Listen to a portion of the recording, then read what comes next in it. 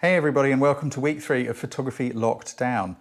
I think you're doing an amazing job. We all think you're doing an amazing job. I love the way you're supporting each other on the Facebook page, the way you are commenting and looking after each other. Now, if you need to know any information about how this competition works, please visit the link on screen now or click the little thing popping up to the left. We can't answer all of your comments, okay? There are too many of you. All you need to do is go to that page on my website. It will tell you what you need to do, what the rules are, what the challenge is, and you can sign up at the bottom, and I'll send you an email so you know what's going on before it goes on, okay? When the judging is going to happen, when a video's gone live, all that good stuff. We can't answer your comments as private messages. I'm sorry, there's just too many of you now. Also, please help us share this around. Tell your friends, your camera club, pop it on your social media, because the more the merrier, you know. This is about supporting each other, keeping everyone safe and having a great time with photography. So this week, we've got a wonderful theme posed by a really cool judge, and I cannot wait to introduce you to him because he's one of the most inspirational, amazing and lovely guys you could wish to meet. His name is Beno Saradzic. He is a time-lapse cinematographer and photographer. He specializes in 3D computer animation and architectural visualization. He is a visualization specialist. Benno has claimed nearly 40 photography and cinematography awards in the past 5 years, including a Silver Dolphin at the 2014 Cannes Corporate Media and TV Award. And most notable amongst them, I think, is an Emmy nomination in 2014 for Outstanding Cinematography and the Gold World Medal for Best Cinematography at the New York Film Festival. He's a really, really cool guy. He knows what he's doing, and as you've just seen, his pictures are astonishing. We all have a different take on these things. Now, Benno, interestingly to me, learned photography without a camera. He told me that when we were having a chat on Skype the other day. How about that? He learned photography before he had a camera. He's really into visualization. His specialist subject has been visualization in architecture, helping the architects and the designers pre-visualize what their building is going to look like. He then picked up a camera because he thought it would help him. And then he realized he could already do photography because he had practiced visualizing in his mind. Cameras don't give you pictures. Pictures give you settings. I got that wrong. Settings don't give you pictures. Pictures give you settings. Cameras don't take pictures. You take pictures using your pre-visualization. Thinking your way through stuff. Don't be pulled in by thinking all you got to do is go and buy an expensive camera.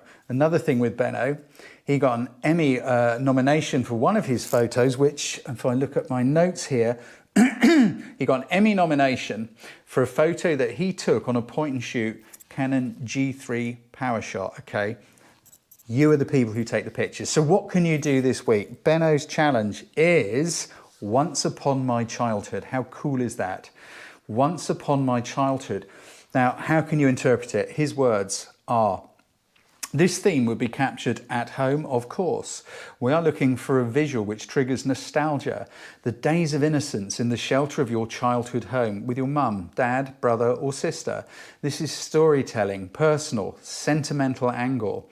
It could be a visual of a dusty box of Lego toys under the bed, a rusty swing tied to the branch of a tree seen from your bedroom window, a stack of old letters on the sideboard, your father's spectacles, wedding pictures of your parents, whatever that may be. Once upon a time in my childhood, in your childhood, in my childhood.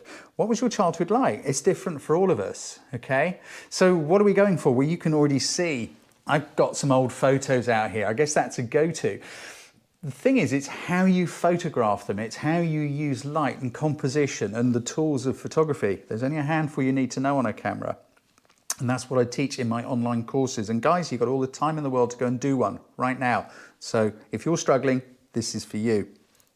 So what have I got? I've got a bunch of old photos here. Let's get rid of the MacBook because that has no place with old photos really, does it? I'll chuck it over there. And in the middle, I've got this book. And you may or may not be able to see because it's upside down for you. There's bits of sellotape holding it together, yellowed sellotape. Written inside the cover, if you can see here on this side, is my name, Michael J. Browne. That was written by my father. My father was a very elderly man.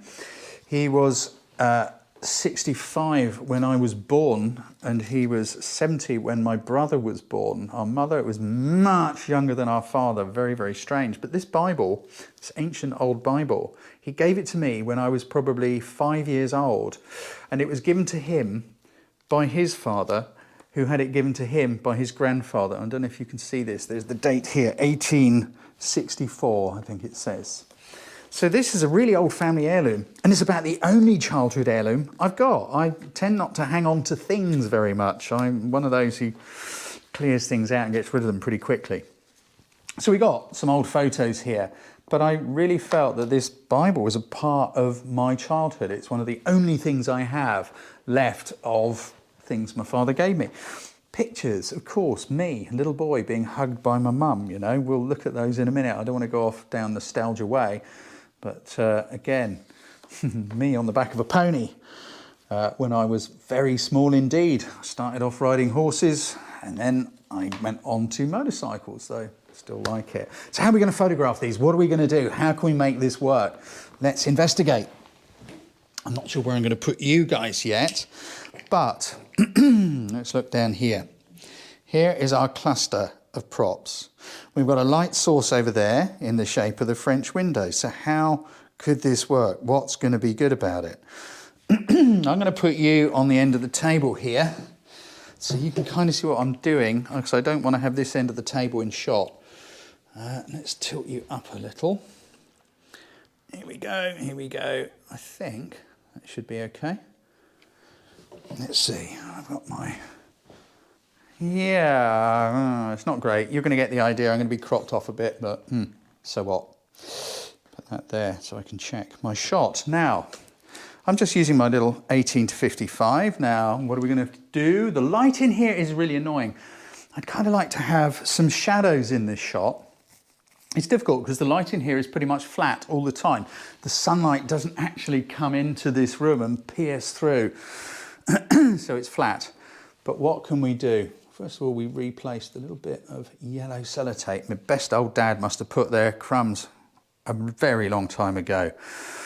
Let me see if I can show you stuff through this camera.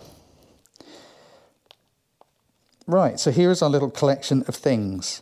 If I just zoom in on those, we've got our Michael J. Browne. This is kind of the composition I'm looking for, actually. We got picture me being hugged by my mum. I want a little bit more going on. I got, you know, in pedal cars, on horses, things like that. I don't like the way this clasp is lying open. I think it looks better there. Let's bring that photo in. Yeah, that's a little better. Maybe, actually, it does want to lie open, but more over the photo. These are all little adjustments you can make, okay? So we've kind of got something like that. We can twist our camera around a little, have a look, see what angle works. I kind of like that angle. I don't really want to go into the straight down. It's okay. Let's change my focus setting on this so you can see better. Here we go. It's okay as a straight down shot, but you see how flat that light is. I'm going to try a shot from here to experiment and another one at an angle to see what happens. Let's try our down shot. Coming in here a little bit, and what's our exposure? It's quite bright in here. I'm only using 500 ISO, f4.5. We don't really have any depth of field to worry about, do we? 250 the second, lovely fast shutter speed, no shake. So let's just... It's a nice shot, and because of this white page in the book, it is standing out, and that's the bit where my father wrote my name there. There's a little squiggle on this page, which I remember doing as a small child. I got a good old slap for that. He was the last of the Victorian fathers.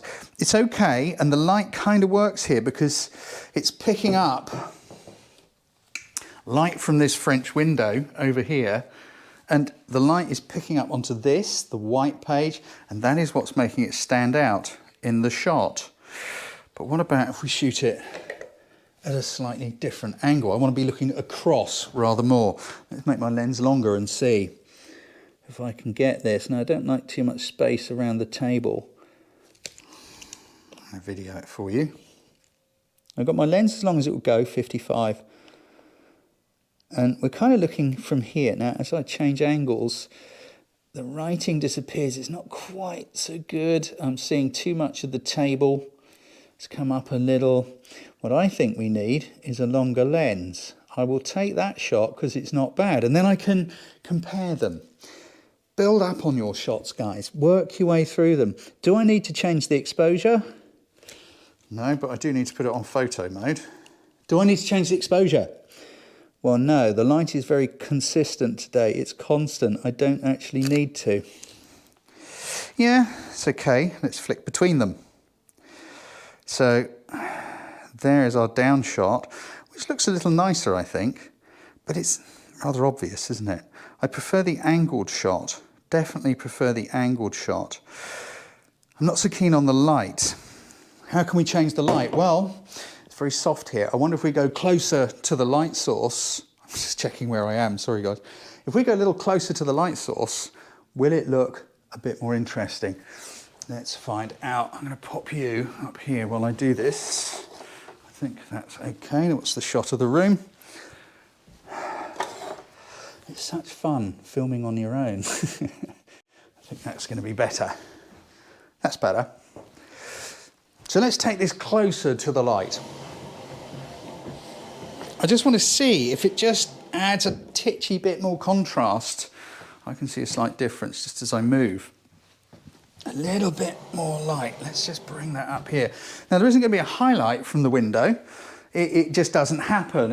You know, the sun is too high. Even first thing in the morning, it doesn't come through here because there's a little wall. So this is too high. But let's try our shot from here. Where am I going to put you while we do this? So you can see. Would you work? Will it work on the telly? I think I'm going to try putting you up here. How's that? Bear with me. Bear with me.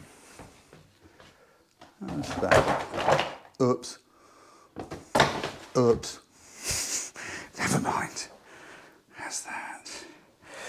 Let's try this. Let's just do a little comparison. I'm going to try and do much the same composition. I think it looks more interesting already. How's that? Flick between. Yeah, it's a subtle difference. It is slightly nicer. There's just a little bit more shade going in there. It's bringing in a little bit more texture to those photos. But what really seems to be missing, I kind of want to isolate it. Let's try using a longer focal length and see what that does. Bear with me, I'll be back.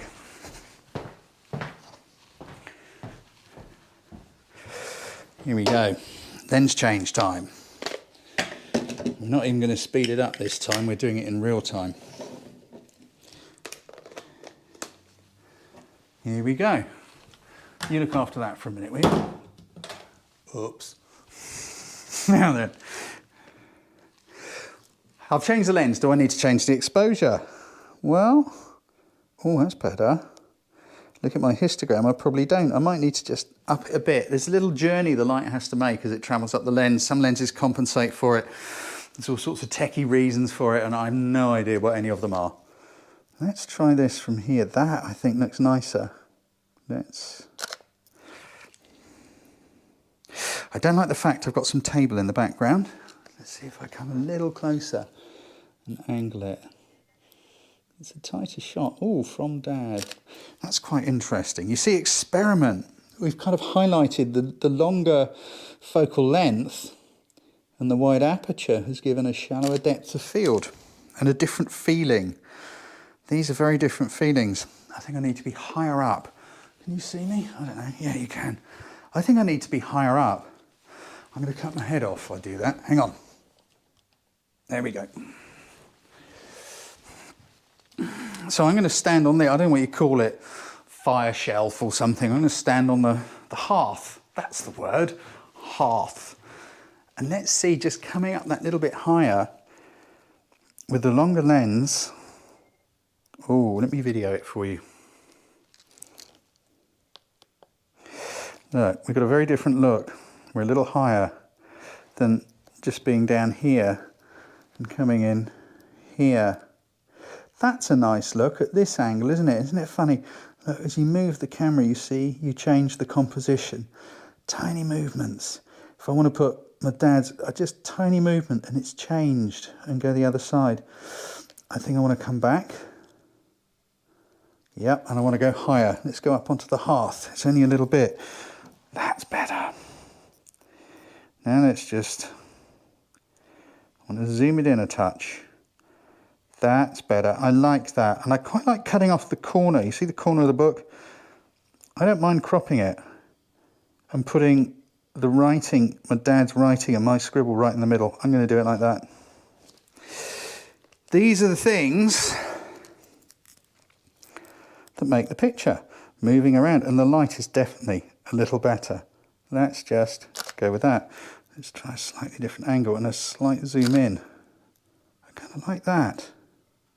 You see, you can play with these things forever. It is all about where you stand and the angles you choose that alters your shots. One more there. Kind of like that. Oh, I do like that, and that light is so much better. I know the corner of the book's cropped. I'm going to try one more without cropping the corner of the book. And I'm going to try one more cropping it a little bit harder. Let's just make sure my dad's signature's in focus. I want that picture of me, because I am Michael J. Browne. Nice shot. I kind of like that.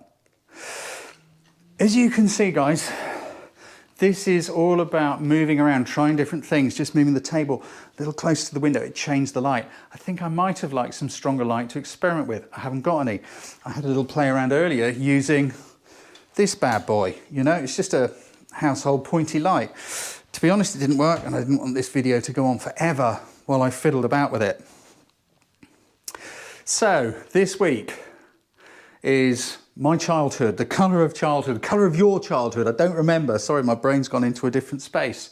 But this week's hashtag is on screen now. It's been on throughout this video. You must use that hashtag when you upload an image to the Facebook page, okay? The date closes, the competition closes at a minute before midnight on Thursday. Again, the date is on screen now. If you want to find out anything about this competition, how it works, how to get to the Facebook group, click the little eye symbol which is going on above me in this corner. When you put your mouse on the video, you'll get a little symbol up here somewhere. Click on it and it will take you to the link to the web page. That's where it all begins. I wish we could answer all your questions. Don't forget, join us on Sunday evening, this Sunday evening at 7 p.m. To have a chat with Benno. You're going to love listening to this guy, and we'll be going through your pictures together. Take care of yourselves, be well, be safe, be happy, and let's see what the colour of your childhood is.